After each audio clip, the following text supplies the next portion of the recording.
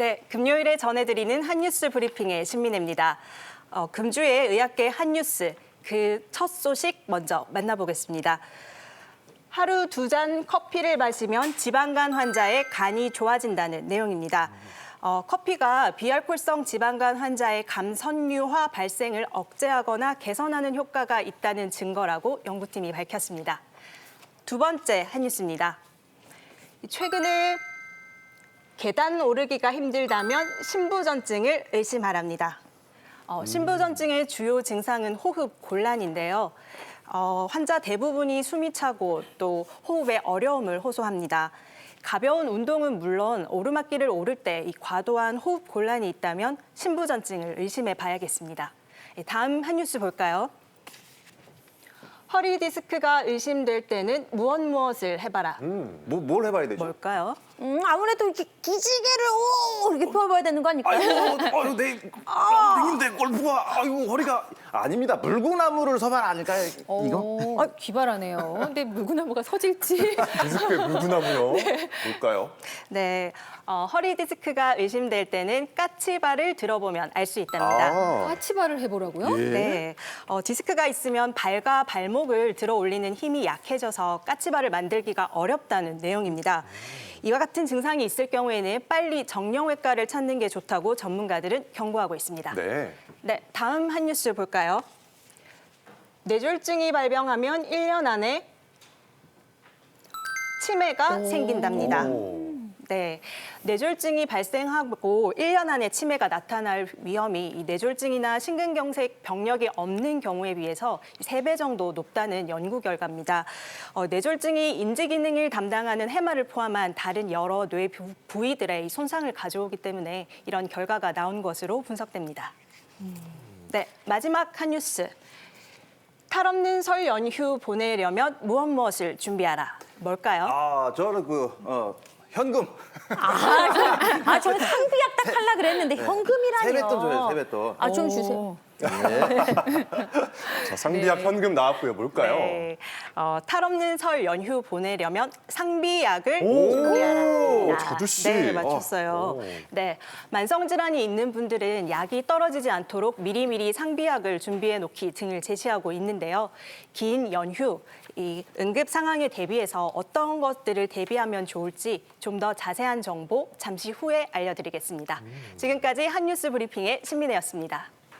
네, 매주 금요일은 쏟아지는 의학 정보 중에 아주 핫한 뉴스들 그리고 인터넷에 떠도는 거짓 정보가 있는 것들 좀 바로잡아드리려고 하는데 방금 보여드린 정보들 저희가 자세하게 파헤쳐 보도록 하겠습니다. 네. 근데 요즘은 뭐 정보 전염병이란 말이 있더라고요. 워낙 떠도는 속설들이 많다 보니까 이런 신조어가 생겼던데 자두 씨로 박태원 아나운서 혹시 거짓 정보에 속았던 경험 있나요?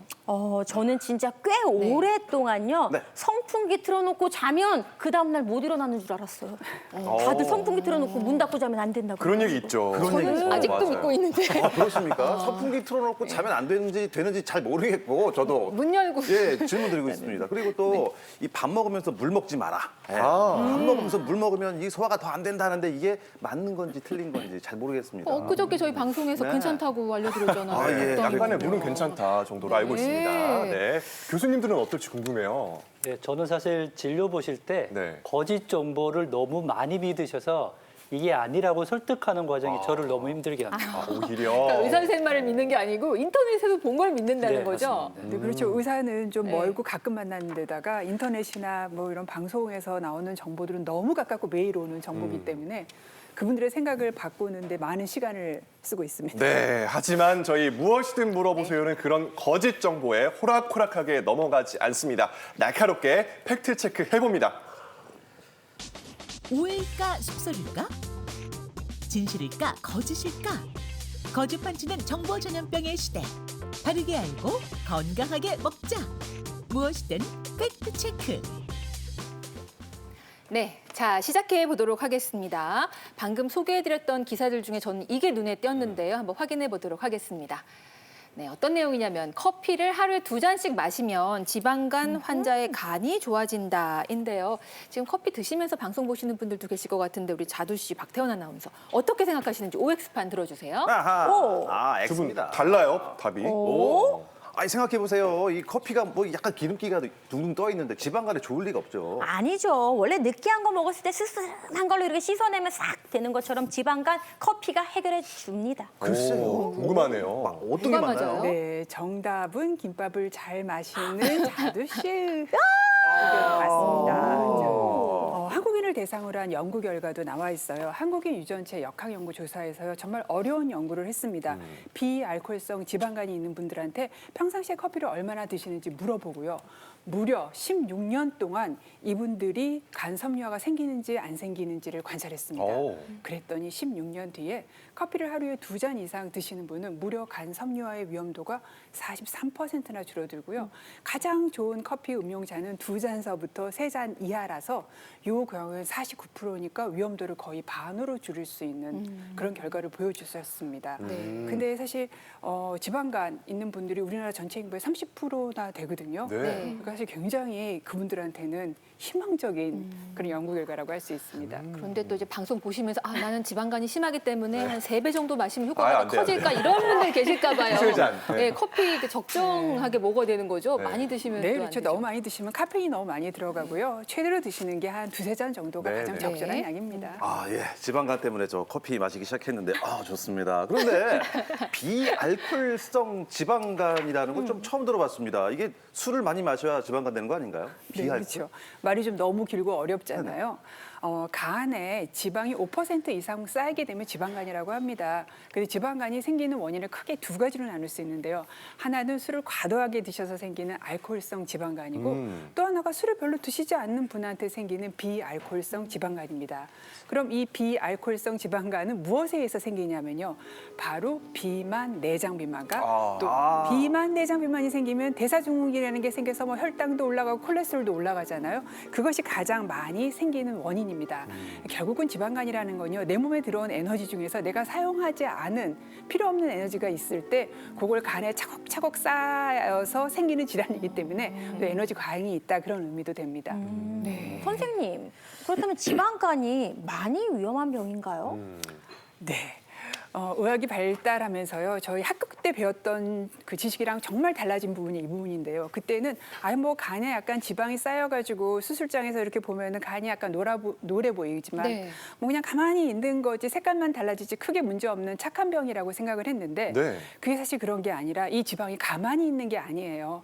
계속 그 자리에서 염증을 일으켜요. 그래서 만성 간염이 되고 간염이 있는 그 자리에 재생이 되면서 섬유화가 일어나서 시간이 지나가면 지방간에서 간경변이 되는 거죠. 그리고 또 그 간경변이 되면 그 다음에 따라붙는 간암이라는 무서운 암이 있기 때문에 사실은 옛날과 같이 이렇게 만만하게 지나갈 병이 아니라 정말 찾아서 관리를 해야 되는 질병이라는 것이 밝혀졌습니다. 박태원 아나운서 이번 주에 음주 몇 번 하셨어요? 많이 했습니다. 죄송합니다. 왜 갑자기 아니 왜냐면 이렇게 제 주변에도 지금 간을 좀 이렇게 망가뜨리는 그런 분들이 은근히 많이 계시거든요. 자 그렇다면 이런 분들을 위해서 건강한 간을 지키기 위한 방법이 있다면 박현아 교수님께서 짚어주시죠. 첫 번째 얘기하신 음주, 절주하시는 게 굉장히 중요하고요.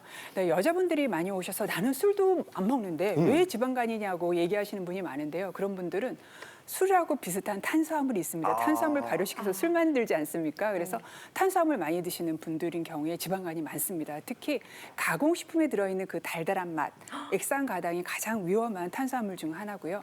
이런 분들이 또 탄수화물 많이 드시고 단백질 안 드시기 때문에 가장 먼저 하셔야 되는 거는 내가 먹는 먹거리에서 탄수화물을 좀 줄이고 달달함을 좀 줄인 다음에 단백질, 질이 좋은 단백질을 좀 늘리는 게 필요하고요. 남는 에너지가 지방간이 되기 때문에 유산소 운동으로 나의 남는 에너지를 태워주는 것도 정말 중요합니다. 결론은 규칙적인 생활과 식습관 그리고 운동이겠군요. 네. 방송 계속 보시다 보면 이따가 운동 시켜드릴 거예요. 자, 이제 두 번째 팩트 체크 확인해 보겠습니다. 네, 최근 계단 오르기가 힘들다면 신부전증을 의심하라인데요. 신부전증하고 계단 오르기가 무슨 관련이 있을까요? 이거 팩트 맞습니까, 이 교수님? 네, 바로 팩트가 맞습니다. 그래요? 보통 이제 신부전이라고 하는 용어가 좀 익숙치 않으셔서 설명을 드리면 콩팥이 나빠지면 신부전증이라고 되죠. 그러면 소변이 안 나옵니다. 신부전은 심장의 기능이 완전히 떨어져서 소위 말해서 온몸으로 피를 못 보내주기 때문에 발생하는 병인데요. 자, 그렇다면 심장이 하는 일은 온몸에 피를 뿜어줘야 되는데 심장의 기능이 떨어집니다. 이러면 온몸에 피가 가지 않기 때문에 평상시에 그냥 숨 쉴 때는 별 문제가 없지만 평상시 가던 계단 한 2, 3층 정도 올라가시는데 갑자기 숨이 차다, 아이고. 약간 호흡이 좀 딸린다, 조금 붓는다 이런 증상이 나타나면 이게 심장이 나빠질 수 있겠구나라고 생각하시면 되는데요. 제가 환자분들 늘 드리는 말씀이 평상시에 가시던 계단을 어제는 별일이 없었는데 오늘은 가시면 숨이 좀 찹니다. 내일도 숨이 찹니다. 이러면 심장에 대한 검사를 해보시라고 권유를 드립니다. 아니 선생님, 저 같은 경우는 사실 뭐 몸무게가 많이 나가는 경우는 아닌데 이렇게 피곤한 날이면 조금만 걸어도 좀 숨이 가쁘다든지 찬다든지 혹시 저도 심부전증을 의심해봐야 되는 거 아닌가? 이거 오. 팩트인가요? 어때요? 네, 외래에 저렇게 많이 오시는데요. 네. 제가 꼭 드리고 싶은 말씀은 피곤한 날에는 누구나 숨이 찰 수 있죠. 피곤한 날에는 누구나 태어난 아나운서처럼 음주를 하시나 그 다음 날에는 계단 올라가면 누구나 피곤하셨구나. 숨이 찰 때. 아우 그런데 어쩐지. 피곤하거나 피곤하지 않거나 똑같은 컨디션이 아님에도 불구하고 똑같이 숨이 차다라고 하면 이거 뭔가 몸에 문제가 있을 가능성이 많고요. 또 하나는 어제 숨이 찼는데 오늘은 숨이 차지 않습니다. 그러면 이것도 병이 아닐 가능성이 많은데 어제 숨 찼고 오늘 숨 찼고 아마도 내일도 숨이 찰 것 같다라고 하면 반드시 심장에 문제가 있을 가능성이 아주 높습니다. 네, 알겠습니다. 다음 기사 또 살펴보도록 하겠습니다. 네. 허리 디스크가 의심될 때 까치발을 해봐라인데요. 이거 눈길이 가더라고요. 왜 하필이면 까치발일까요? 그러게요. 이렇게 해보면 네, 될까요? 제가 정답을 말씀드리기 전에 한번 다 해볼까요? 까치발이요? 한번 네, 나와보세요. 저희가 네, 한번 네. 해볼까요? 아까 무슨 소리가 있더니 아우 신발이 신발 벗는 소리가 네, 신발이 올라가 있다가 제가 잘 보이게 신발을 벗고 나왔습니다. 까치발 보여드리려고 자, 신발을 이제 벗었다면서. 선생님 까치발 한 10번 해보세요. 짠, 자두 씨 지금 짠. 아, 발레 하시는 것 같은데요? 네. 두 분 잘 되시네요. 네. 이 정도면 어떻게 뭐 잘하고 너무 있는 잘하시고 어떤가요? 있습니다. 이걸 10번 정도 이제 해보라는 만약에 거예요. 이렇게 까치발 들기가 잘 되지 않는다면 네. 허리 디스크, 의학적인 용어로 추간판 탈출증인데요. 의심해 보실 수 있습니다. 자, 허리 디스크가 가장 많이 생기는 허리뼈 부분은 어디냐면요. 5번째 요추랑 6번째 천추, 첫 번째 부분 그 사이에서 가장 많이 생기게 됩니다. 그러면 요 사이에 디스크가 생기게 되면은 천추 첫 번째 신경이 눌리게 되는데요. 이 신경이 하는 중요한 역할 중에 하나가 까치발을 드는 이 역할을 합니다. 그러니까 신경이 기능을 잘 못하게 되기 때문에 까치발 들기가 잘 안 되게 되는 거죠. 서서히 힘이 빠지면서. 그리고 또 많이 디스크가 생기는 위치가 요추 4번째랑 5번째 사이인데요. 요때는 5번째 신경이 눌리게 되는데 이 신경이 하는 일은요. 발의 앞쪽, 이렇게 발의 앞쪽을 드는 일을 잘 못하게 됩니다. 네. 그렇기 때문에 사실 디스크가 오면은 이렇게 운동이 잘 안 되는 것보다 먼저 통증이 먼저 오죠. 허리가 아프고 다리가 아프고 그러면서 감각 이상이 오고 저리고 찌릿찌릿하는 증상이 왔을 때 우리 집에서 자가로 발을 이렇게 뒤로 들어보고 까치발 들기, 앞으로 들어보고 앞발 들기를 해봐서 만약에 여기에 이상이 있다, 잘 안 들어진다면 이건 정말로 심각하게 내 척수가 눌리고 있다는 증상입니다. 그렇기 때문에 빨리 병원을 가셔서 진료를 받고 치료를 받는 게 필요합니다.